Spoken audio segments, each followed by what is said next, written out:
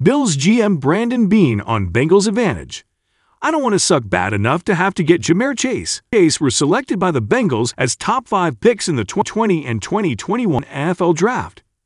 Bills general manager Brandon Beane pointed out a stark difference between Buffalo and Cincinnati following Sunday's disastrous loss in the division lead took a failed shot at the Bengals in the process. Speaking at his end-of-year press conference Beane was asked if he believes there's anything about the Bengals roster that the Bills should try to emulate in the offseason in order to close that gap. No, they have a good team. They right now are on the advantage of a rookie quarterback contract.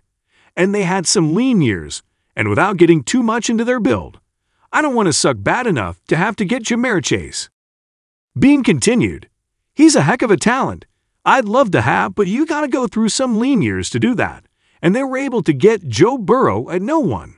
And I don't remember where Chase was drafted, pretty high, and those guys are on their rookie deals." Beane was not discrediting the Bengals' star players, but he was pointing out the obvious. Cincinnati has had 2 top 5 first-round draft picks in the last 3 seasons, Burrow with the No. 1 overall pick in 2020 and Chase with the No. 5 pick in 2021.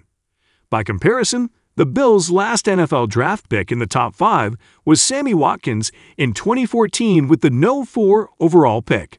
Josh Allen was drafted No. 7 overall in 2018. We're paying Stefan Diggs a pretty hefty number. We're paying Josh Allen a pretty hefty number. So there is the constraints of the cap, Beane continued. But they have a really good team. They got some good young players.